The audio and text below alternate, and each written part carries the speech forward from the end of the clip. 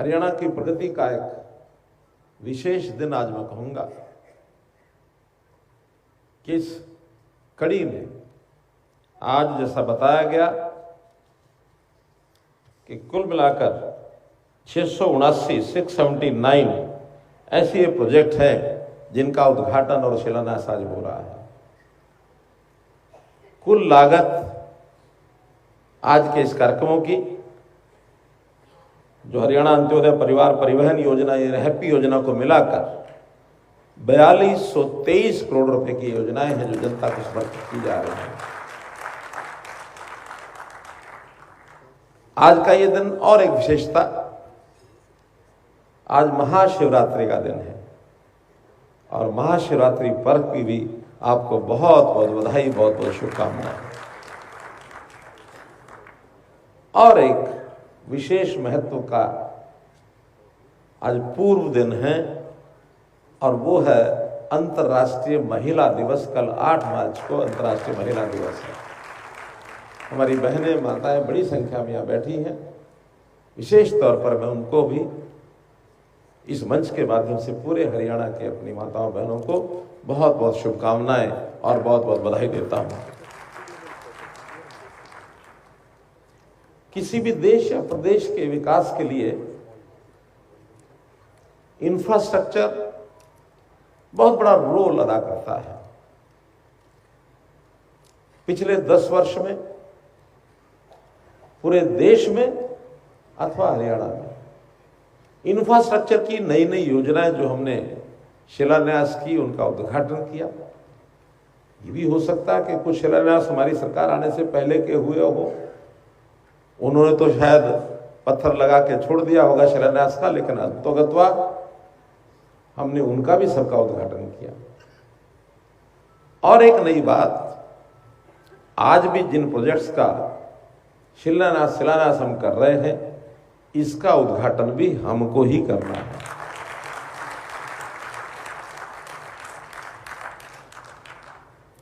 पिछले दिनों में जन संवाद के कार्यक्रम हुए और बाद में विकसित भारत जो संकल्प यात्रा, ये यात्रा शुरू हुई। देश भर के गांव में, शहरों में, अरवाड़ में, सब जगह पहुंची। हरियाणा में भी लगभग 6500 कार्यक्रम हुए हैं। इन सब कार्यक्रमों में भी बहुत सी मांग, बहुत सी डिमांड्स ये आई हैं। उनको सबको हमने संकल्पित कर लिया, संकल्पबद्ध कर लिया है। हजारों की संख्या में वो योजनाएं भी हैं।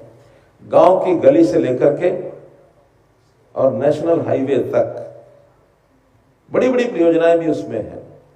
उन सब पर भी बहुत तीव्र गति से काम चल रहा है। आचार संहिता लागू होने वाली है, तो आचार संहिता से पूर्व की जितनी हमारी तैयारी थी उनका तो आज शिलान्यास, उद्घाटन सब कर दिया है। लेकिन 3 महीने, लगभग 2.5 महीने अब लोकसभा के चुनाव के कारण से आचार संहिता लागू हो जाएगी। निश्चित रूप से जैसे ही चुनाव समाप्त होंगे, मई अंत में अथवा जून के प्रथम सप्ताह में फिर से एक कार्यक्रम इसी प्रकार का किया जाएगा। फिर से हजारों करोड़ रुपए की योजनाओं को जनता को समर्पित किया जाएगा। और ये कार्यक्रम कोई पहला कार्यक्रम नहीं हो रहा है। संयोग से जब कोविड का वर्ष आया था, उस कोविड के वर्ष ने हमको, हर एक जो संकट होता है वो कुछ ना कुछ अवसर लेके आता है। हर चुनौती के सामने कोई एक अवसर उपलब्ध होता है। तो उस चुनौती में एक अवसर आया कि बहुत चीजें ऑनलाइन, वर्चुअल, इस मोड पर हमने करनी शुरू की थी। इससे पहले भी 8 कार्यक्रम हम वर्चुअल मोड पर कर चुके हैं उद्घाटन शिलान्यास के। आज ये 9वां कार्यक्रम है। 2020, 21, 22, 23 लगातार किए।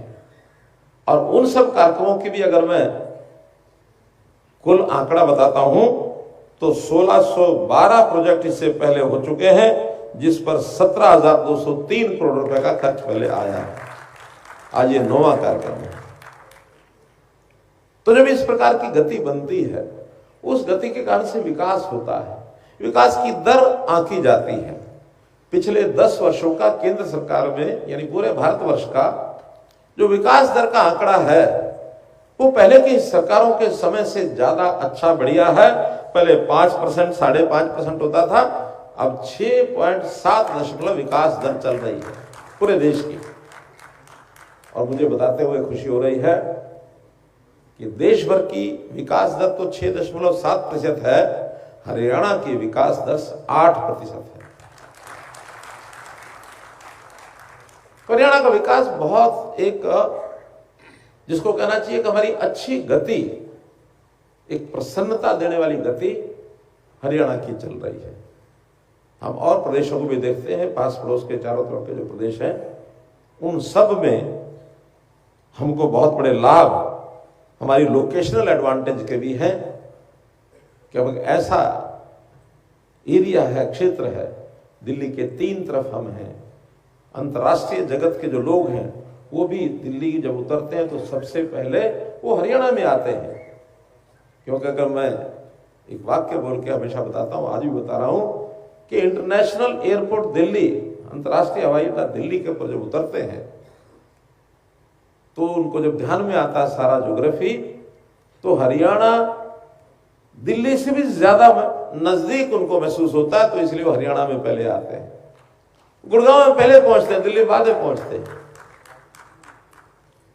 15 मिनट में गुरुग्राम में पहुंच जाते हैं और दिल्ली के किसी मध्य में पहुंचने के लिए भी उनको 1.5 घंटा लगता है। तो बहुत बड़ी प्रगति हमारी उन शहरों की हो रही है दिल्ली एनसीआर एरिया में, चाहे वो गुरुग्राम हो, चाहे वो फरीदाबाद हो, चाहे झज्जर जिला हो, सोनीपत हो, पानीपत हो, रोहतक हो, रेवाड़ी हो।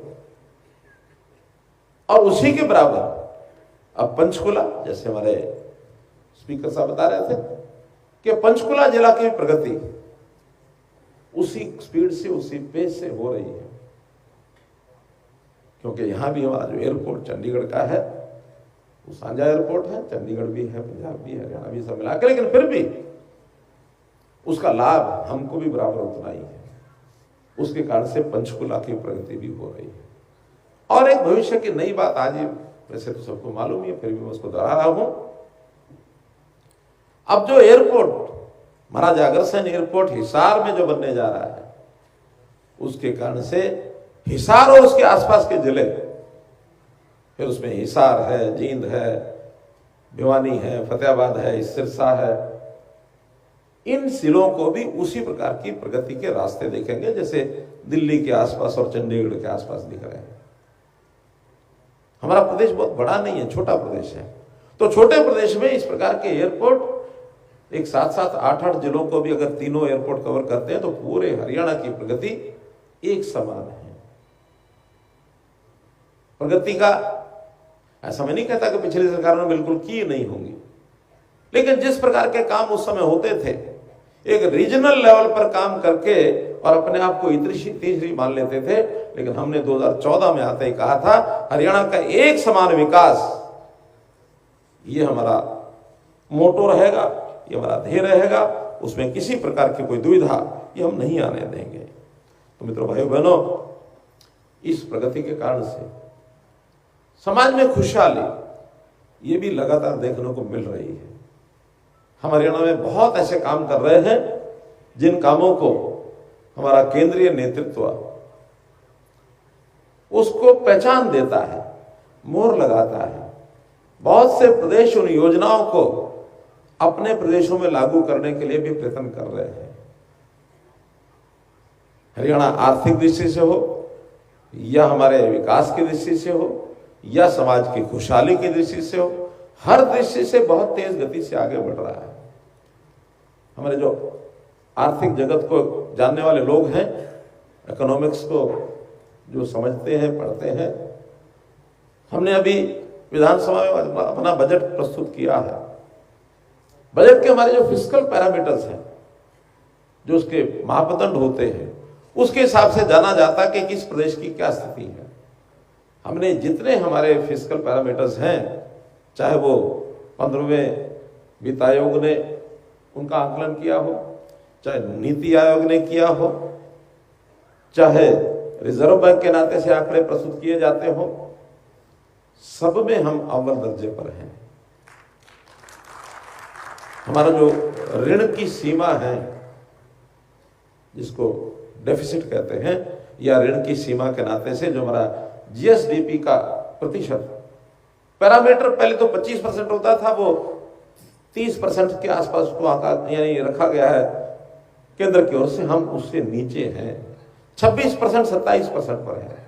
और हमारा पड़ोस का प्रदेश पंजाब प्रदेश, अभी बजट उन्होंने प्रस्तुत किया है, तो मुझे आंकड़े हमारे वित्त सचिव बता रहे थे कि वहां 47-48% डेफिसिट हो गया उनका, उनके जीएसडीपी का 47% कर्ज हो गया। तो कहा 26%, कहा 47%। अगर सामान्य भाषा में मुझे बोलना हो ना आम आदमी को समझाने के लिए, आज जिसकी आर्थिक स्थिति अच्छी होती है, जिस भी व्यापारी की, जिस भी उद्योगपति की, उसको देश में, प्रदेश में जो हमारी वित्तीय संस्थाएं हैं वो ऋण देने के लिए दौड़ दौड़ के आती हैं, हमारा ऋण ले लो, ऋण ले लो, ऋण ले लो। और जिसकी तरफ ज्यादा लोग दौड़ते हैं तो लेने वाला अपनी शर्तों पर लेता है। हम कहते हैं हम ले लेंगे, लेकिन हमारा ब्याज की जो दर है वो 7.5% रहेगी, 7.7% रहेगी, 7.8% रहेगी। कहते हैं हाँ ठीक है आप ले लो। लेकिन जिस प्रदेश की हालत ठीक नहीं होती, वो कहते हैं हम आपको देने के लिए नहीं आएंगे। लेने वाला दौड़ के जाता है, जब वहां पहुंचता है वो कहते हैं भैया आपसे तो हम 10.5% लेंगे। ये स्थिति हमारी और पंजाब की चल रही है। कहने को पंजाब हमारा बड़ा भाई, हम छोटे भाई कहते हैं, लेकिन चूंकि एक ही साथ हमारा प्रगति का पैरामीटर शुरू हुआ था, लेकिन आज पंजाब के लोग भी मानते हैं नहीं, हरियाणा जो है हमारे से बहुत आगे निकल गया है।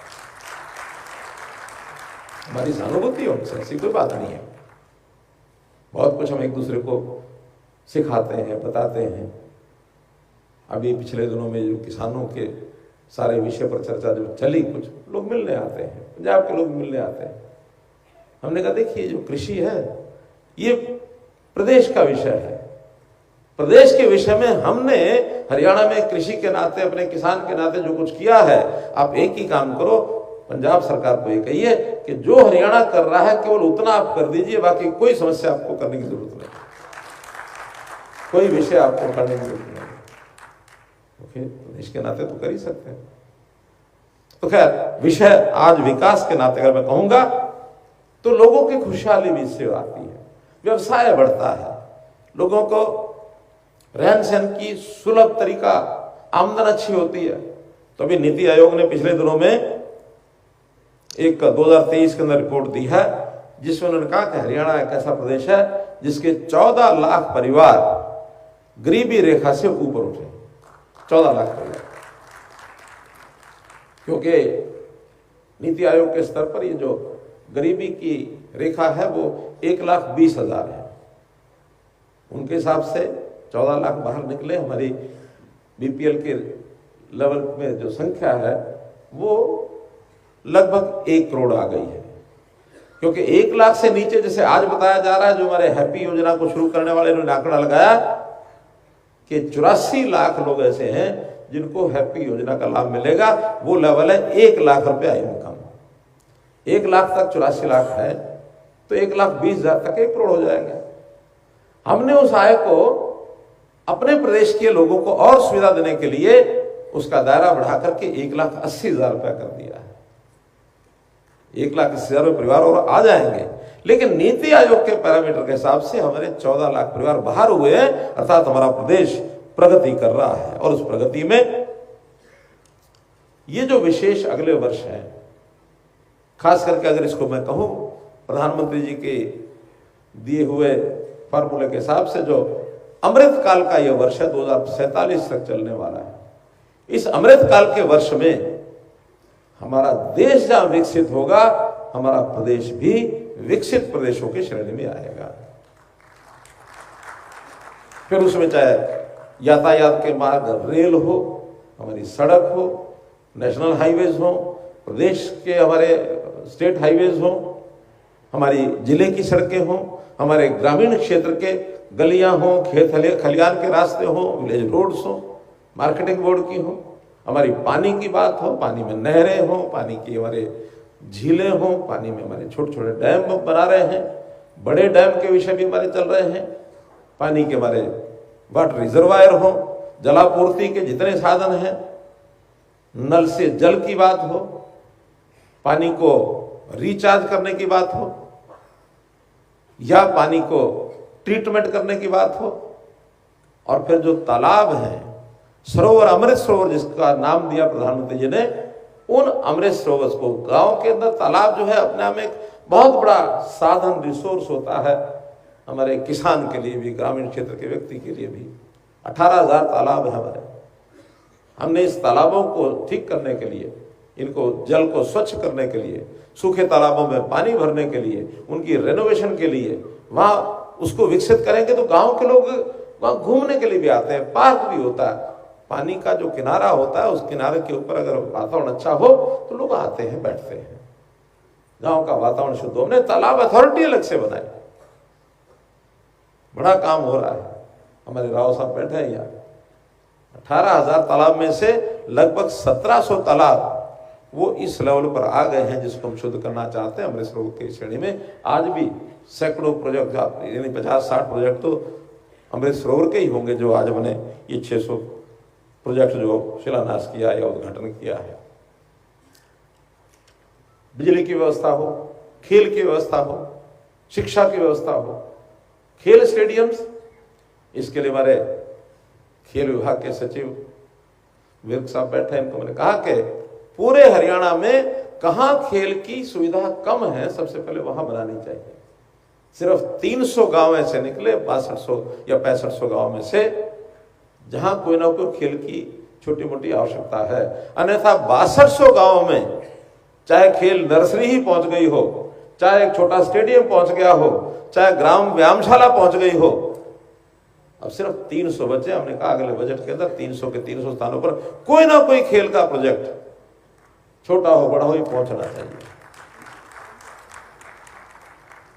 खिलाड़ी हमारे पूरे दुनिया में हरियाणा का गौरव ये प्राप्त किया है।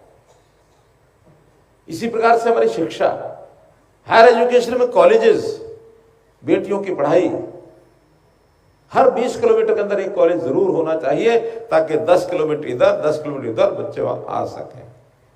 आज कोई कोना ऐसा नहीं है जहां 20 किलोमीटर के अंदर कोई सरकारी अथवा प्राइवेट कॉलेज ना हो। इसी प्रकार के हॉस्पिटल्स, मेडिकल कॉलेजेस, हर जिले में मेडिकल कॉलेज होना चाहिए। हमने 2015 में कहा था और आज 10 वर्ष के अंदर लगभग क्या जमीन का लेवल तो सब जिलों में पूरा हो चुका है। 3 जिले ऐसे हैं जहां जमीनों का उसका शिलान्यास होना बाकी है, बाकी सब जगह शिलान्यास हो गए हैं, उसमें निर्माण चल रहा है, कई मेडिकल कॉलेज चल चुके हैं। मेडिकल कॉलेज में एडमिशंस की संख्या जो 750 थी जब 2014 में 15 में हम आए थे, आज उन्हीं की संख्या 2000 हो चुकी है। और सभी मेडिकल कॉलेज खुलने के बाद 3500 डॉक्टर ये हर साल एडमिशन भी लेंगे एमबीबीएस में, और 5 साल के बाद डॉक्टर बनके बाहर निकलेंगे। हरियाणा का कोई कोना, हमारी CHC, PHC, गांव-गांव तक हम इस सुविधा को ले जाएंगे। आयुर्वेद की व्यवस्था, इसको भी हमने खूब बढ़ाया है। तो इस नाते से मैं सब क्षेत्रों में जाऊंगा तो बहुत बड़ा समय लगेगा, लेकिन जो बड़े बड़े प्रोजेक्ट हैं जिसके कारण से आज हमारा उद्योगपति, हमारा निवेशक वो यहां आ रहा है, KMP, KGP, ये हमारी लाइफलाइन बनी है। अब उसके साथ हरियाणा ऑर्बिटल रेल कॉरिडोर वो बन रहा है, नेशनल हाईवेज। इस वजह से हर जिला एक जिले से दूसरे जिले तक नेशनल हाईवे से जुड़ चुका है। कोई जिला ऐसा नहीं है जो आज नेशनल हाईवे से न जुड़ा हो।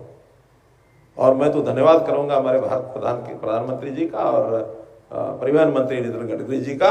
हमने जब कहा उसी समय कोई भी सड़क मांगे, उनका ठीक है, इतिश्री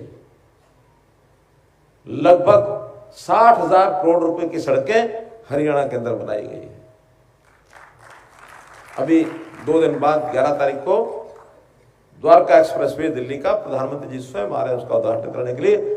7,000 करोड़ रुपए का वो एक ही मार्ग है, 7,000 करोड़ रुपए का। तो मित्रों, इंफ्रास्ट्रक्चर के नाते, रेलवे लाइन के नाते, जो रोहतक महम हांसी रेलवे लाइन वर्षों से लटकी थी उसका भी उद्घाटन हो गया, वहां ट्रेन चल पड़ी है, शुरू हो गई है। अभी करनाल से लेकर के यमुनानगर तक नई रेलवे लाइन का DPR बन चुका है। उस प्रोजेक्ट को शुरू करने वाले हैं। जींद से सोनीपत रेलवे लाइन ये चालू हो चुकी है। एलिवेटेड रेलवे लाइंस, इसका भी हमने देश में पहली एलिवेटेड रेलवे लाइन रोहतक के अंदर बनी है। आज सारे देश के लोग जो कंजेस्टेड शहर हैं वो कहते हैं ये अच्छा है, सड़कें नीचे से, रेलवे लाइन ऊपर से। इस प्रकार का ये प्रयोग, सफल प्रयोग हमारा शुरू हुआ है। मेट्रोस का भी बहुत काम हुआ है और बहुत जल्दी अभी ट्राई सिटी का एक प्रोजेक्ट बना है। पंचकुला को भी मेट्रो के दर्शन जल्दी होंगे।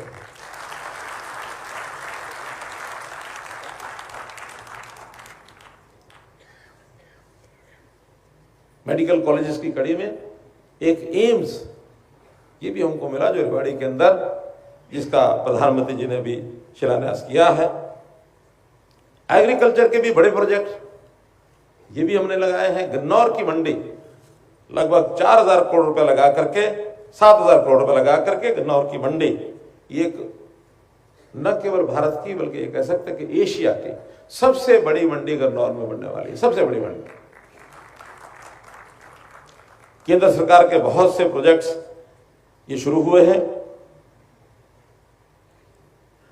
हॉस्पिटल्स में हर जिले में 200 बेड का एक हॉस्पिटल, इसकी घोषणा हो चुकी है। कई जिलों के हॉस्पिटल के विस्तार की योजना बन चुकी है ताकि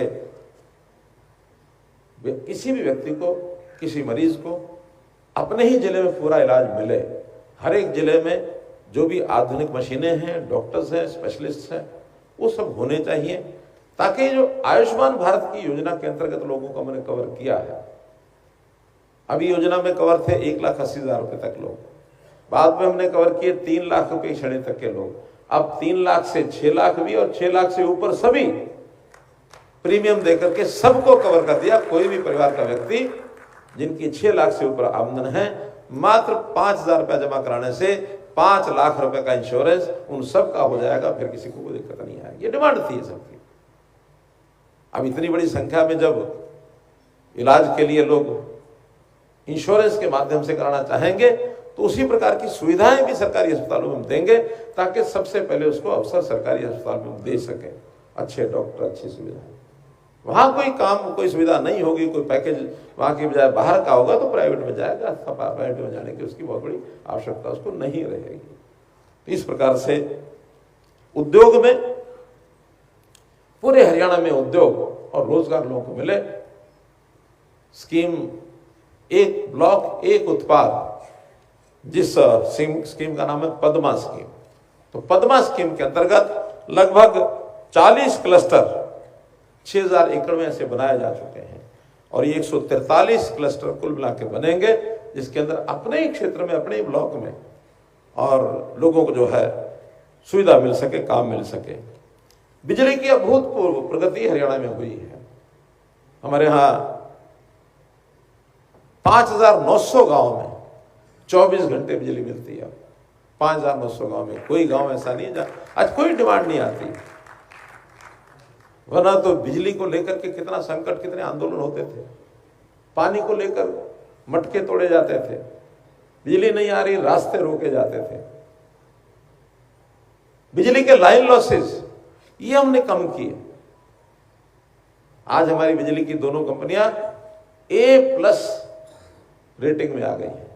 हाईएस्ट रेटिंग है देश की A+। तो दोनों बिजली की कंपनियां हाईएस्ट रेटिंग में, क्योंकि लाइन लॉस बहुत कम हुए। 34-35% से अब हम जस्ट 11%, 2 डिजिट से 1 डिजिट में कब आ जाएंगे हमको अगले दिन सुबह ही पता लगेगा कि अब 10 से कम आ गए हैं। और 10 के कम का मतलब ये है कि एफिशिएंसी जो बिजली की हाईएस्ट एफिशिएंसी ये मानी जाती है। इसके लिए इंफ्रास्ट्रक्चर ये सब हम कर रहे हैं। हमने व्यक्ति के जीवन को सुखी करने के लिए जो टेक्नोलॉजी का सहारा लिया है, हर गरीब व्यक्ति जो नीडी है, जो जरूरतमंद है, उसको उसके घर में जरूरत की, यानी उसकी आवश्यकता पूर्ति हो। सरकार की सारी योजनाएं, सेवाएं हर व्यक्ति उसको मांगने से नहीं, बल्कि आवश्यकता हम देखेंगे, आवश्यकता उसको घर जाके देंगे। इसके हमने जो परिवार पहचान पत्र एक विषय जो चालू किया है, इसकी भी बहुत बड़ी सराहना भी हो रही है और बहुत लोग इसको अपने यहाँ लागू करने के लिए भी हर प्रदेश में उन्होंने शुरू किया है। इसी में से आदमी की आय कितनी है जानकारी मिलती है। ये ठीक है कि गरीब परिवार को सरकारी सुविधाएं पहले मिलनी चाहिए, एक एक, एक सिद्धांत है। सुविधाएं लेने के लिए अब कुछ लोगों की इच्छा होती है कि हमारी जितनी इनकम है उसको कम दिखा दो, शिकायतें करेंगे, दौड़ के आएंगे, मेरी 1,80,000 से ऊपर लिख रखी है, कम करो ताकि मुझे राशन मिल जाए। कुछ लोग करवा भी लेते होंगे, लेकिन हमारा मकसद वो फ्री में लेकर के जाए ये नहीं है। हमारा उद्देश्य उस परिवार की, उस व्यक्ति की आय बढ़नी चाहिए। हम इस गति से चल रहे हैं और इसके लिए एक कार्यक्रम तो प्रधानमंत्री जी ने दिया है, अभी कल ही दिया है। कल 6 तारीख को देश भर की महिलाओं के सामने उन्होंने जो संबोधन दिया, उनका हम अपनी बहनों को लखपति बनाना चाहते हैं। लखपति दीदी का कार्यक्रम ये जो शुरू किया बहुत अभूतपूर्व है कि जो गरीब महिलाएं हैं वो अगर सेल्फ हेल्प ग्रुप में हैं तो उनकी सबकी लिस्ट हमारे पास है। एक सेल्फ हेल्प ग्रुप में बहन हमारी कितना पैसा कमाती है, वो और ज्यादा कैसे कमाए, इसके लिए हम पूरी मदद करेंगे। अभी 6 लाख बहनों में से जो सर्वे चल रहा है, 2,58,000 बहनों का सर्वे पूरा हुआ है और उसमें से बड़ी खुशी की बात है 1 लाख बहनें अपने काम के कारण से पहले से ही लखपति हैं। बाकी 1,58,000 में से 62,000 बहनों ने, यानी उनके जो सेल्फ हेल्प ग्रुप थे, उनकी आमदन कैसे बढ़े इसकी योजना सब बन गई है। हमने टारगेट रखा है कुल 3 लाख बहनों का, एक पहले से है, 2 लाख बहनों को और लखपति बनाया जाए। आखिर लखपति बहन माने साल महीने में अगर 8-10 हजार रुपया महीने का भी उसको हिस्से में आता है उसके टोटल ग्रुप में कमाई में, तो परिवार को सपोर्ट करेंगे। परिवार में और जो मुख्य आदमी काम करने वाला है उस परिवार की प्रगति में अपना काम करेगा और अच्छा है। अभी तक जो गृहिणियां हैं, जिसको हम अंग्रेजी में हाउसवाइफ कहते हैं, उन सब के लिए एक रास्ता दिखाया कि छोटा मोटा काम अपना वहीं लोकल लेवल पर करना चाहिए, तो आय बढ़ाने का काम। इसी प्रकार से हम एक और कंसेप्ट पर काम कर रहे हैं जिसकी जो घोषणा हो गई है। एक हमने बोर्ड बनाया है, आय वृद्धि बोर्ड। आय वृद्धि बोर्ड का क्या अर्थ है कि जिनकी आय कम है उसको बढ़ाने के लिए सभी विभागों से कोऑर्डिनेट करें, स्किलिंग, उनका हुनर विकास करें, कौन आदमी क्या काम कर सकता है। व्यक्ति व्यस्त रहे, बिजी रहे, काम करे, प्रेरणा ये देनी है, न कि प्रेरणा ये देनी है कि हम आपको पैसे देंगे, आप खाली बैठो, घर खाओ, घर बैठ के खाओ। काम करके खाना अच्छा या खाली बैठा करके उसके हाथ पर कुछ रखना अच्छा? क्या बोलिए? काम करके अच्छा। भगवान ने हमको हाथ पैर शरीर स्वस्थ दिया है, कर्म करेंगे, उसमें से जो फल मिलेगा, प्रसाद मिलेगा, उसको उपयोग करेंगे। इस समाज में एक संस्कार भी पैदा करना है। बहुत से सारे काम हम करते हैं। विपक्षी पार्टियां या जो हमारे आलोचना करने वाले लोग तो कहते हैं कि हम जब चुनाव आएगा तब घोषणा करेंगे, हम ये करेंगे, ये करेंगे, ये करेंगे, ये करेंगे। अभी विधानसभा में विषय उठा कि आपने जो बजट पेश किया है ये चुनावी बजट तो है नहीं। हमने कहा चुनावी बजट घोषणा नहीं करते, हम व्यक्तियों की जो वर्तमान आवश्यकताएं इस वर्ष की उसको देख करके बजट करते हैं। चुनावी बजट करने वाले केवल लोगों को लालायित करते हैं, उनको लोक लुभावन नारे देते हैं।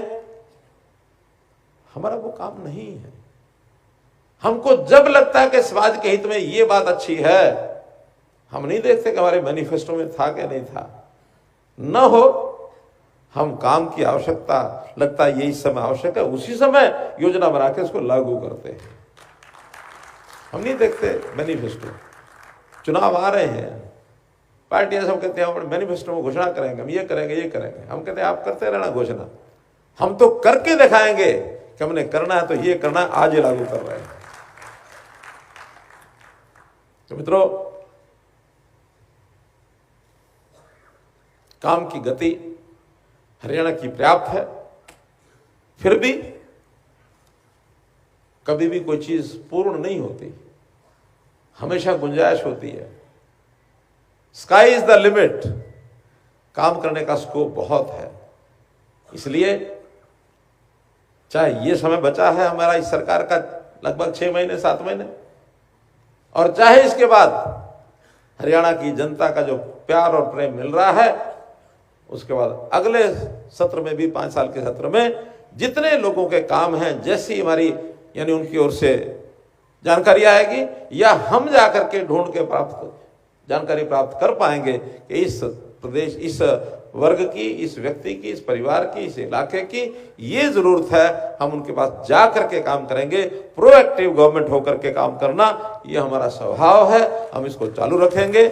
आज के इस अवसर पर जैसा प्रारंभ में बताया कि लगभग 4200 करोड़ रुपए की योजनाओं का जो शिलान्यास और उद्घाटन हुआ है, इस अवसर पर हर जिले में प्राय काम हुए हैं। यहाँ से उन सब जिलों के जो भी लोग मेरी बात सुन रहे हैं, सबको मैं पूरी हरियाणा की जनता को विशेष तौर पर बधाई और शुभकामना देता हूँ।